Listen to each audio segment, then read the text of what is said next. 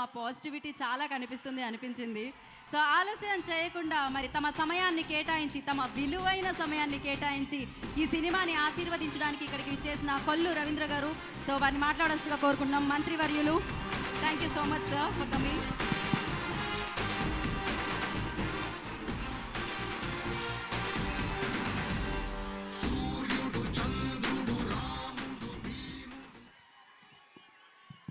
అందరికీ నమస్కారం. మొదలైంది, సిద్ధమా అందరూ?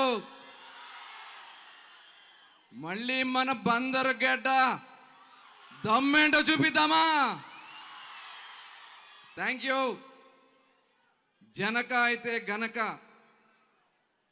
ఆడియో రిలీజ్ కార్యక్రమానికి ఇక్కడికి విచ్చేసినటువంటి పెద్దలు, మరి దిల్ రాజు గారు ఇప్పుడే ఆయనకు ఫ్లైట్ టైం అవడం వల్ల వారు వెళ్ళడం జరిగింది.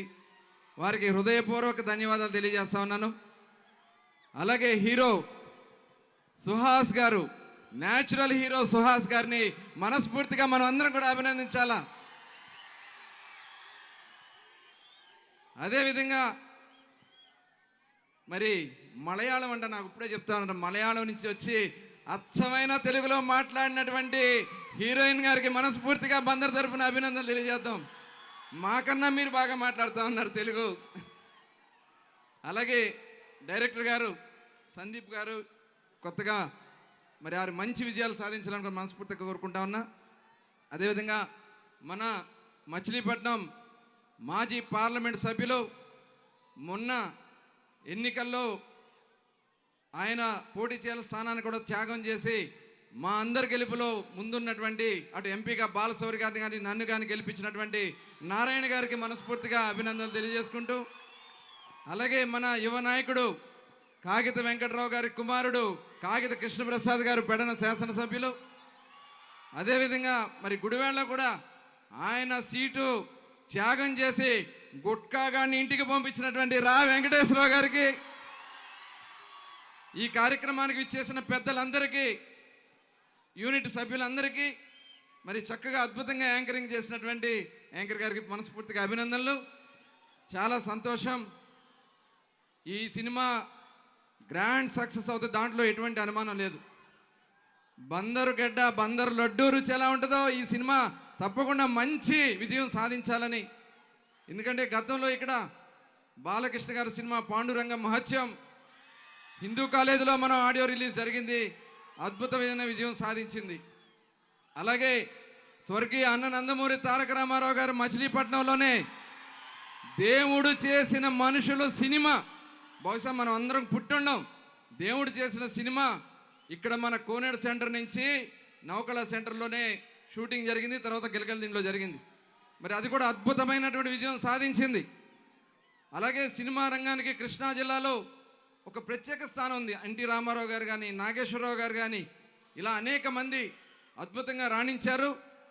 అలాగే మన మచిలీపట్నం సంబంధించినటువంటి సుత్తి వేలు గారు కూడా మన మచిలీపట్నం వారే, గుర్తుందో లేదో చాలామందికి.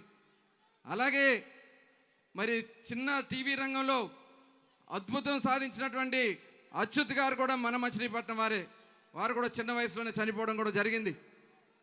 అలాగే అనేక మంది సినిమా రంగంలో మన బందర్ నుంచి అనేక మంది కళాకారులు అందించినటువంటి గడ్డిది.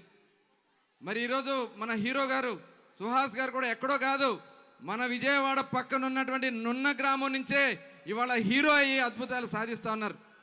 నేను కూడా వారి సినిమా చూసా, కలర్ ఫోటో, మన బందర్ బ్యాక్గ్రౌండ్ ఆ సినిమాలో మొత్తం కూడా.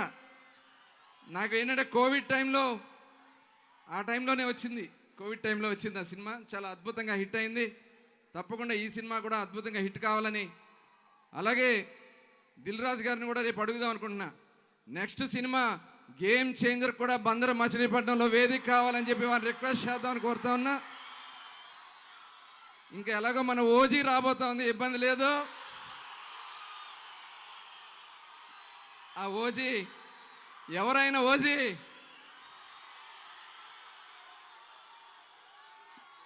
మరి అలాగే ఇంకా చాలా రంగాలకి వేదిక కాబోతా ఉంది మన పట్నం.